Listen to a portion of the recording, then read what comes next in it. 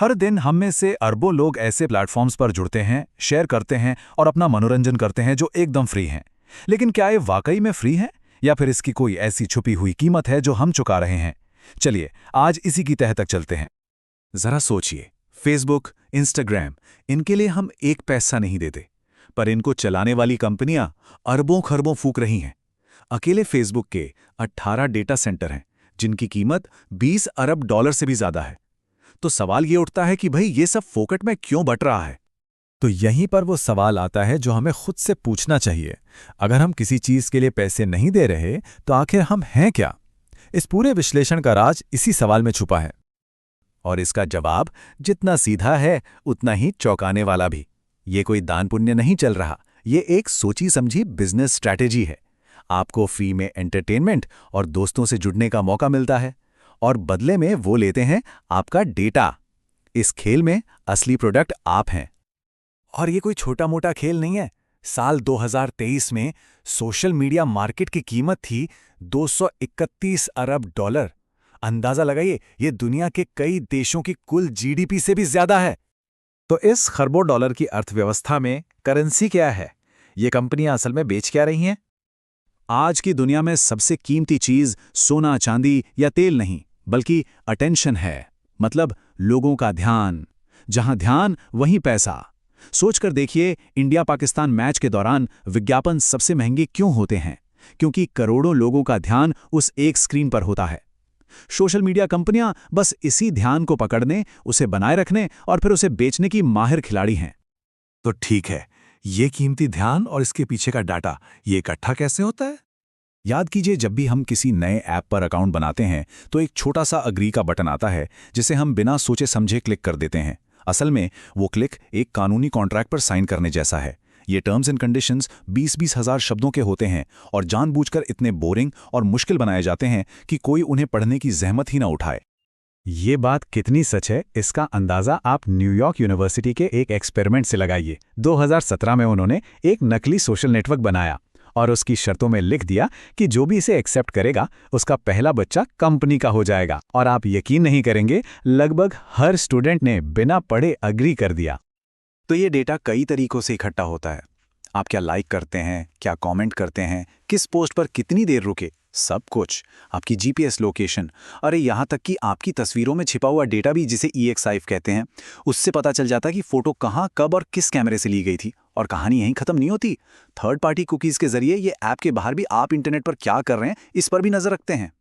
ठीक है, तो इतना सारा डेटा इकट्ठा हो गया, अब इसका होता क्या है? डेटा को नया तेल कहा जाता है और ये बिल्कुल सही है। जैसे कच्चे तेल को रिफाइन करके पेट्रोल, डीजल जैसी कीमती चीजें बनती हैं, ठीक वैसे ही आपके इस कच्चे डेटा को एल्गोरिदम की रिफाइनरी में प्रोसेस किया जाता है और उससे बनता है एक बेशकीमती फाइनल प्रोडक्ट। और इस रिफाइनिंग का नतीजा क्या है? आपकी साइकोलॉजिकल प्रोफाइल। ये आपकी आदतों, आपकी पसंद नापसंद और आपके आने वाले कल के व्यवहार का एक डिजिटल नक्शा है। एक बार एक महिला ने टिंडर से अपना सारा डेटा मांगा तो कंपनी ने उसे 800 पन्नों की एक रिपोर्ट भेजी। मतलब टिंडर उसे शायद उससे भी बेहतर जानता था जितना वो खुद को जानती थी। अब आते हैं सबसे जरूरी सवाल पर। इस सारे डेटा कलेक्शन और एनालिसिस का हमारी असल जिंदगी पर क्या असर पड़ रहा है? ये प्लेटफॉर्म्स हमें आदी बनाने के लिए ही डिजाइन किए गए हैं। वो जो इन्फिनिट स्क्रॉल है ना, जिसमें आप नीचे स्क्रॉल करते जाते हैं और कंटेंट कभी खत्म नहीं होता, वो असल में कजीनो की स्लॉट मशीन जैसा है। और वो जो नोटिफिकेशन का लाल रंग है, वो भी जानबूझकर ऐसा चुना गया है जो हमारे दिमाग को तुरंत क्लिक करने पर मजबूर करे। नेटफ्लिक्स के सीईओ ने तो एक बार कहा भी था कि उनका सबसे बड़ा कंपटीशन कोई और स्ट्रीमिंग सर्विस नहीं बल्कि नींद है। इन एल्गोरिदम का एक ही मकसद है, आपको ऐप पर ज्यादा से ज्यादा देर तक रोके रखना, आपको जानकारी देना नहीं। और इसका सबसे आसान तरीका है आपको वही चीजें दिखाना जिनसे आप पहले से सहमत हैं। इससे होता क्या है? अगर आपकी सोच राइट विंग है तो आपको और ज्यादा राइट विंग कंटेंट दिखेगा, अगर लेफ्ट विंग है तो और लेफ्ट विंग। नतीजा, एक ऐसा समाज जो दो ध्रुवों में बढ़ गया है, जहां बीच की कोई बात ही नहीं बची, सिर्फ गुस्सा है और टकराव। और इस सिस्टम के साथ छेड़छाड़ करना भी बहुत आसान है। इसे कहते हैं कंप्यूटेशनल प्रोपेगेंडा।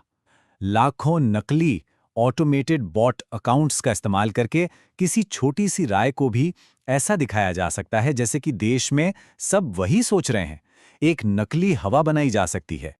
इसका सबसे कुख्यात उदाहरण है कैम्ब्रिज एनालिटिका स्कैंडल। हुआ ये कि फेसबुक ने 5 करोड़ से ज्यादा यूजर्स का पर्सनल डेटा एक पॉलिटिकल कंसल्टिंग फर्म को दे दिया। उस फर्म ने उस डेटा से लोगों की साइकोलॉजिकल प्रोफाइल बनाई और उन वोटर्स को पहचाना जिन्हें आसानी से बहलाया फुसलाया जा सकता था।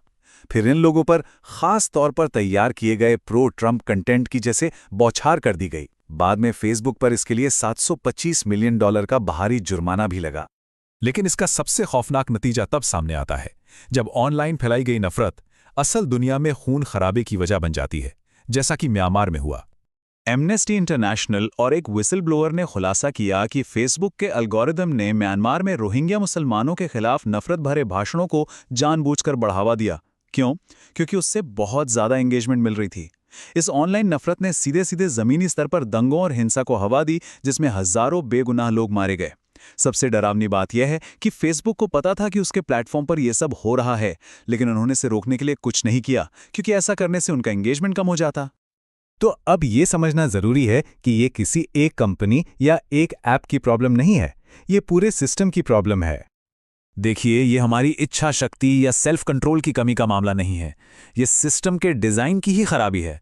सिर्फ एक ऐप डिलीट कर देने से कुछ नहीं होगा, क्योंकि ये पूरा डिजिटल जाल इतना आपस में गुथा हुआ है कि इससे पूरी तरह बाहर निकलना आज के दौर में लगभग नामुमकिन है। रोहिंग्या समुदाय के एक सदस्य का दर्द इन शब्दों में झलकता है।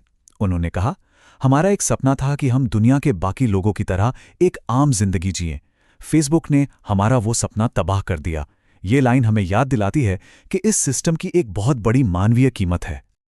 तो आखिर में बात यह है कि प्रोडक्ट्स तो फ्री हैं, लेकिन इसकी असली कीमत वो समाज चुका रहा है जिसमें हम सब रहते हैं।